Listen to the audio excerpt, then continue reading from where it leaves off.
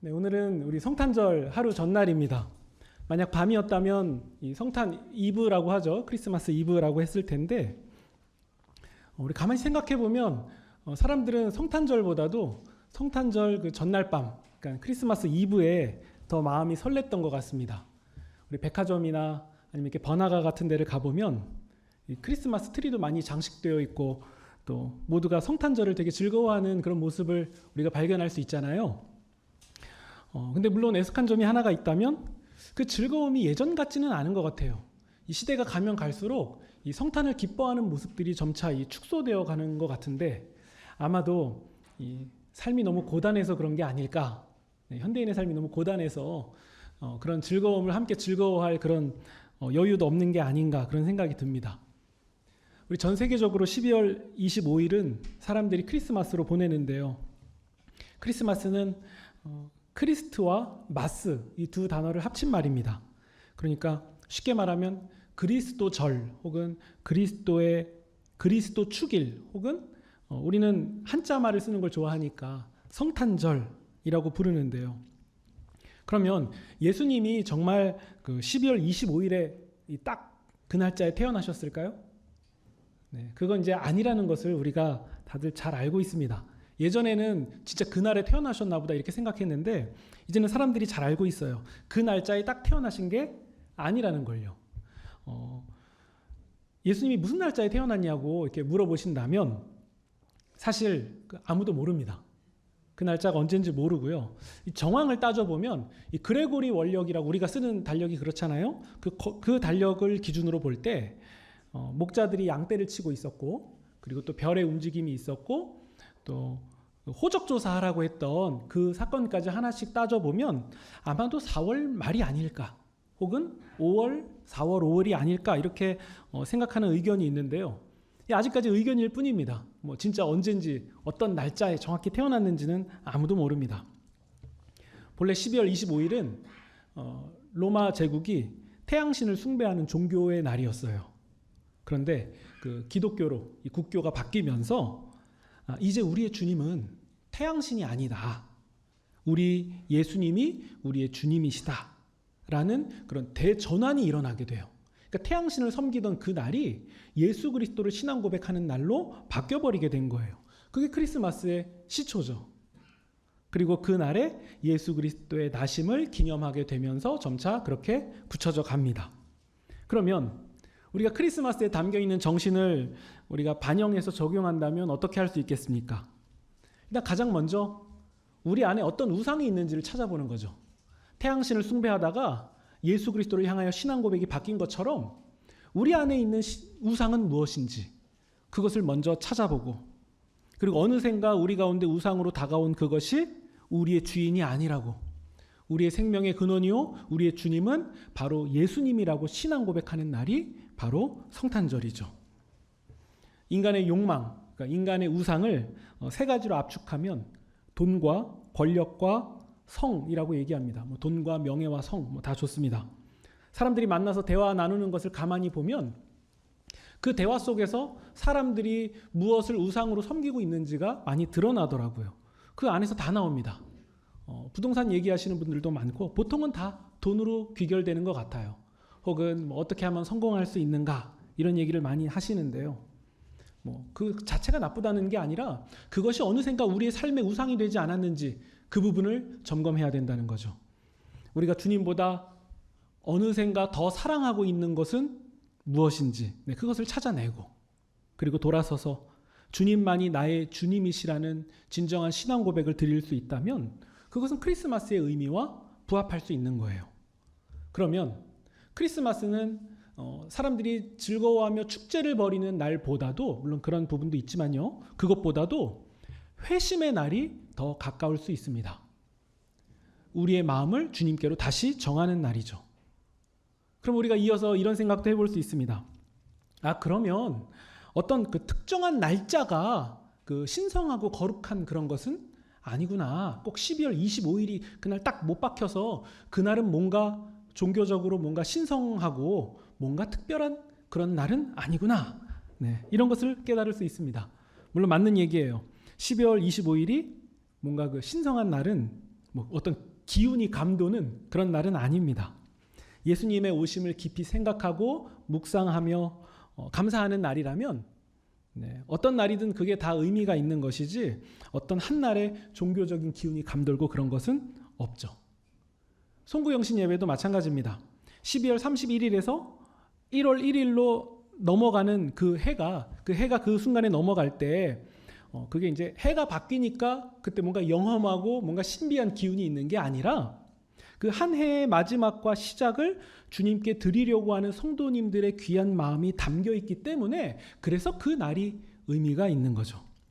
그러니까 어디까지나 그 담아내는 그릇일 뿐이에요. 형식이죠. 그럼에도 물론 제가 이렇게 의미와 내용 혹은 본질을 강조할 때 또 한편으로 조심해야 되는 게 있습니다. 그게 뭐냐면 그렇다고 해서 형식을 가볍게 보거나 무시하는 방향으로 가는 것은 안 된다는 거예요. 이 내용과 본질이 중요하다고 해서 크리스마스를 26일에 해도 되지 꼭 25일에 해야 되냐라는 식으로 이 형식과 약속과 혹은 전통 같은 것을 마음대로 휘둘러도 좋다는 말씀은 아니죠. 또 그렇게 형식이 정해진 이유가 있고요. 그렇게 형식이 바뀌면서 내용을 잘 담으려고 형식이 변화되는 부분도 있습니다. 그러니까 형식이 내용과 이 본질보다 앞서지 않되 이 내용과 본질만큼 형식도 같이 중요하다는 거. 형식과 내용과 본질은 같이 중요하다는 사실을 잘 이해하시면 좋겠습니다. 우리 오늘 본문을 보면 이 본문의 배경은 로마 황제 가이사 아구스토가 칙령을 내려서 호적을 하게 하는 상황입니다. 이 황제가 명령했으니까 다 이 명령을 잘 들어야 되잖아요. 그래서 이 강제적으로 임해야 되는 상황인데 왜 호적 조사를 했냐라고 물어본다면 돈 때문이에요. 인구수를 정확히 파악을 해야 세금을 거둘 수 있잖아요. 그래서 세금 징수를 목적으로 인구 조사를 해서 이름과 직업과 또 친인척 관계, 또 재산 같은 것을 하나씩 다 기록을 해요. 근데 이 호적 조사는 그 당시에 자신의 고향으로 돌아가서 해야 되는 거거든요. 근데 가만히 보면 요셉 같은 경우엔 지금 요셉과 마리아 부부가 나오잖아요. 요셉 같은 경우에는 이 가족 대표로 가서 자기 혼자 베들레헴에 가서 그 호적 조사를 하고 왔어도 될 것 같은데, 근데 마리아를 그것도 이 해산할 날짜가 다 돼가지고서는 금방 이제 아이가 나올 것 같은 그런 상황이잖아요. 근데 그런 산모를 데리고 가지 않으면 안 되는 뭐 어떤 이유인지 모르겠지만 그런 불가피한 그런 상황에 놓여 있던 걸로 보입니다. 그래서 산모를 데리고 긴 여정을 걸어서 이동했던 거죠. 결국에는 그 이동 중에 해산하게 되는데요. 아들을 낳아서 강보에 쌓아서 구유에, 그러니까 짐승의 먹이통이죠. 구유에 눕힙니다. 왜냐하면 여관마다 요셉 부부가 들어갈 자리가 없었기 때문이죠. 그러니까 크리스마스는, 그러니까 성탄절은, 예수님이 태어나신 날은 우리가 조명으로 장식해서 뭔가 이 낭만적이고 아름다운 그런 분위기보다도 사실은 굉장히 긴급하고 위험했던 그런 날이에요. 그 상황 가운데서 태어나신 분이 예수님이죠. 그러니까 우리가 고백하는 이 만왕의 왕, 만주의 주께서 그렇게 위험하고 긴급한 상황 가운데서 오셔야만 했습니다. 그러면 저는 이때 궁금한 게 있어요. 왜 이렇게 태어나셔야 됐을까? 좀 근사하게 멋지게 태어나시면 안 될까? 꼭 그런 정황에서 나셔야만 했을까? 근데 여러분 예를 들어서요. 어떤 한 사람이 있는데 그 사람은 아파트니 빌딩이니 뭐 너무 많아서 자기가 몇 개를 가지고 있는지도 모르는 그 한 사람이 있었는데 관리도 못하겠죠? 너무 많으니까요. 근데 그 사람의 자녀가 결혼을 하겠대요. 그럼 이제 신혼집을 하나 구해줘야 되잖아요. 그러면 그때 그 신혼집 구해줄 때 어떤 집을 구해주시겠습니까? 가진 것 중에서 가장 좋은 거, 가장 좋은 위치, 가장 좋은 건물 상태, 뭐 여러 가지를 다 따져서 가장 좋은 것을 주겠죠. 그리고 집만 주겠습니까? 뭐 필요한 거라면 다 주겠죠. 그러면서도 내가 너무 좋은 거 줘서 내 재산에 손해가 났다, 이렇게 생각할까요?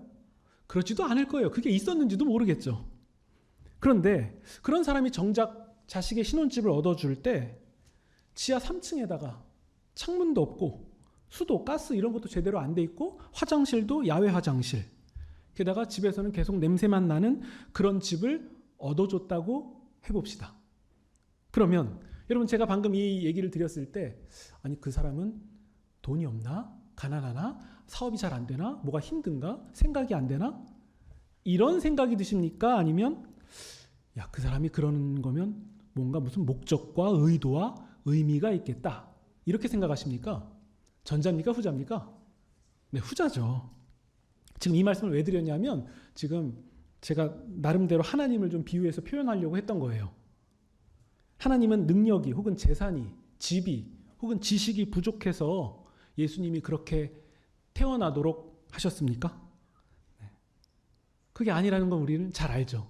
그러면 하나님은 왜 하나님의 아들이신 예수님께서 육신을 입고 이 땅 가운데 오실 때 여관에 빈 방도 없고 만삭인 산모가 어쩔 수 없이 이동해야만 하는 상황이고, 제가 이것도 생각해 보면 아마도 요셉과 마리아가 우리 본문 보면 결혼이 아니라 약혼한 상태잖아요. 근데 약혼한 여자가 임신을 했다는 것은 되게 안 좋은 상황이거든요. 그러니까 마을에서 좋지 않은 시선을 받았을 수도 있어요. 그러니까 요셉 혼자 그 호적을 등록하러 가면 마리아 혼자 남잖아요. 그러니까 그때 받을 뭔가 그 안 좋은 부분들을 고려하지 않았을까? 뭐 이런 생각은 제가 드는데요. 아무튼 여관에 빈 방 하나도 없고 만삭인 여인이 이동해야만 하는 상황이고, 요즘 시대에는 아기 침대 굉장히 흔한데 그런 거 하나도 없고 동물의 밥그릇에서 태어나게 하셨을까? 그래도 좀 근사한 곳에서 고위 관료들이 좀 찾아와 가지고서는 그 레드 카펫이라고 하죠. 그런 거 이렇게 깔아놓고서는 좀 그럴싸한 그림이 그려지게 하시면 안 될까요? 그거 한 번만이라도 태어나실 때. 게다가 탄생을 축하하러 온 사람들을 보면요, 우리 본문에 목자들이 나오잖아요. 우리가 목자라고 하면은 그림으로만 보니까 그림이 되게 좋아 보이는데 그렇지가 않습니다. 그 당시 천대받던 사람들이에요. 신분이 사회적 신분이 아주 좋지 않았어요. 근데 그런 사람들이 와서 예수님을 찾아가서 기뻐하는 그런 상황이죠. 그러니까 사실 이 정황만 잘 놓고 보면 다 이상한 상황이에요. 만약에 내가 주인공이라고 하면 좀 이상할 것 같아요. 기분이 안 좋을 것 같아요. 모든 게 다 되시고 모든 게 다 있고 모든 지식과 능력이 다 되시는 분께서 왜 하나님의 아들이신 예수님이 태어나실 땐 이렇게 낮아도 낮은 곳 가운데서, 그것도 가장 낮은 바닥으로 임하게 하셨을까? 하나님이 가난해서 그러셨을까요? 어떤 이유, 목적, 의도, 의미가 있기 때문에 그렇게 하신 거죠.